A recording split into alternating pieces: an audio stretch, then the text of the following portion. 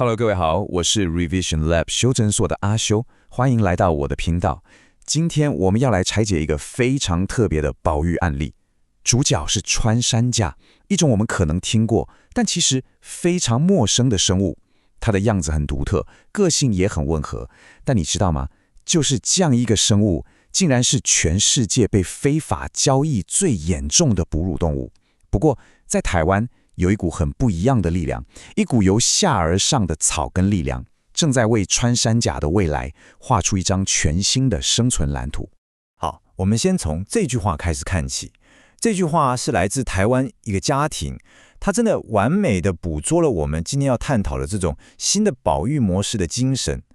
背後的想法其實很單純，對吧？就說保護環境這件事，不一定非得要靠大筆的資金，或是有什麼超專業的背景。其實每個人都可以用自己最會、最擅長的方式來出一份力，這就是整個故事最核心的精神。OK， 接下來的分析我們會跟着這個結構走。首先，我們會先來了解一下穿山甲到底面臨什麼樣的困境。接着，我們會把台灣社區這種自發性的應對策略拆解成3個層次來看。最後，我們再來看看這個全新的模式對於全世界的保育工作到底帶來了什麼樣的啟發。好，那第一步，穿山甲究竟是一種什麼樣的動物？它又為什麼會陷入這麼大的麻煩裡頭呢？重點來了，穿山甲最特別的地方就在於它獨特的生物構造。它們是全世界唯一一種全身被鳞片完全覆蓋的哺乳動物，而且更有趣的是，它們的舌頭如果完全伸出來，長度甚至可以超過自己的身體。這一切的演化其實都是為了適應它們非常專一的食物——螞蟻跟白蟻。而這個對比就非常清楚地說明了他們的矛盾之處。他們最主要的防禦機制就是一遇到危險就把自己縮成一顆銅牆鐵壁的球。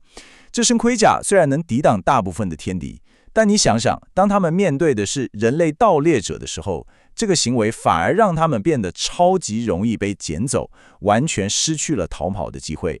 這真的是一個演化上的悲劇。所以，關鍵點來了。雖然我們常常聽到全球性的非法走私，那是一個很巨大的議題，沒錯。但是在台灣的在地社區，這些保育工作者跟居民們，他們每天直接面對的威脅，其實是更日常、更切身相關的問題。比方說，都市或工業區開發造成的棲地破壞啦，在山區跟流浪犬發生的衝突啦，甚至是農民為了抓其他動物而誤設的陷阱，這些才是他們正在努力解決的燃眉之急。好，我們現在進到社區行動的第一層，來看看這一切是怎麼建立起來的。你會發現，這場保衛戰的起點其實不是在森林裡面，而是在教室和戲劇的舞台上。在苗栗和屏東，有一群充滿熱忱的人，他們意識到一個非常根本的問題：如果在地居民，特別是孩子們，沒有辦法真正的去理解、去關懷這些跟他們一起生活的動物，那麼任何長遠的保育工作，說真的都不可能成功。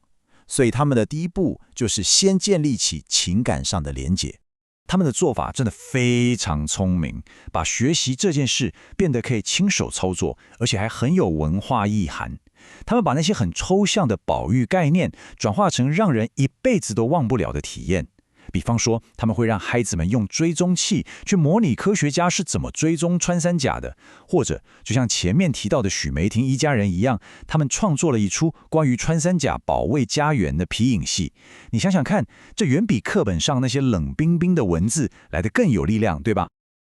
教育的基礎當然非常重要，但是當理論碰上現實生活，又会發生什麼事呢？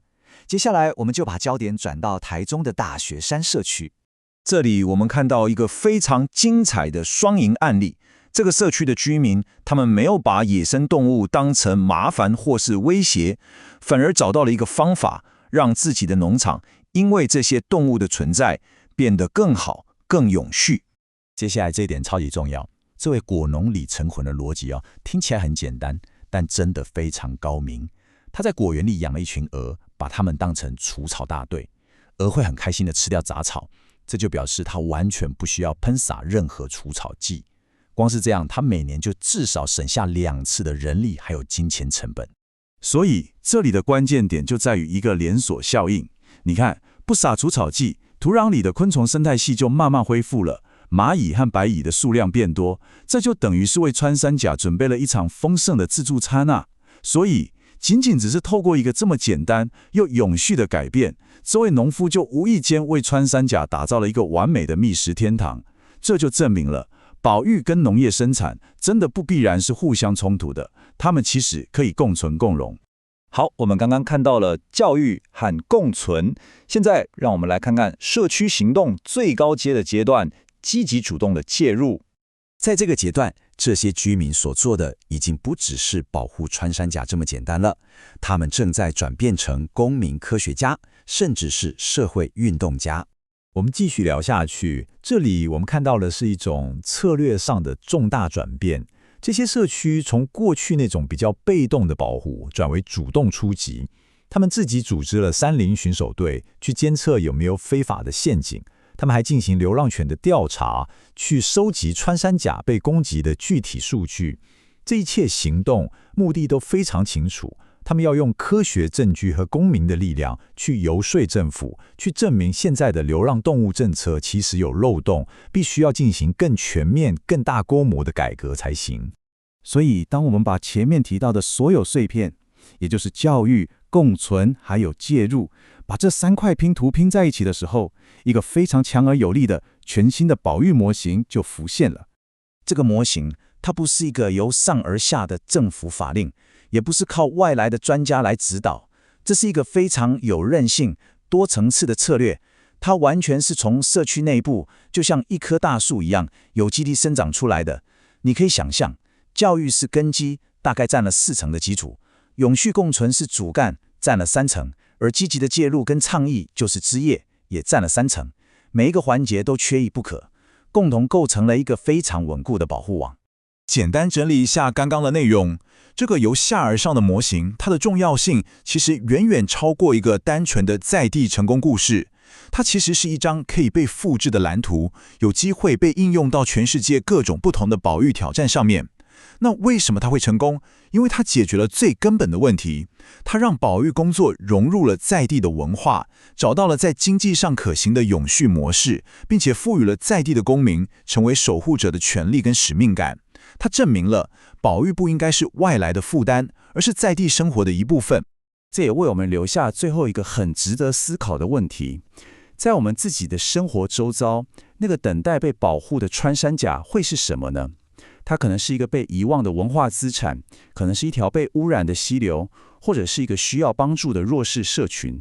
我們是不是也能夠作為一個社群，一起決定成為它的守護者呢？總結一下今天的重點，台灣的穿山甲保育案例為我們展示了一個由下而上的全新典範。它透過3個層次——教育、共存、介入，成功地將保育的責任從政府轉移到公民的手中。它證明了，當在地社群被賦予知識、工具和使命感時，他們能夠發揮出超乎想象的巨大力量。這不僅是穿山甲的希望，更是所有物種保育的未來方向。今天的內容就到這邊。如果你覺得這集有幫助，記得馬上點讚、加訂閱、加開啟小鈴鐺。我們正在衝訂閱，需要你的支持。我是阿修，我們下次見，拜拜。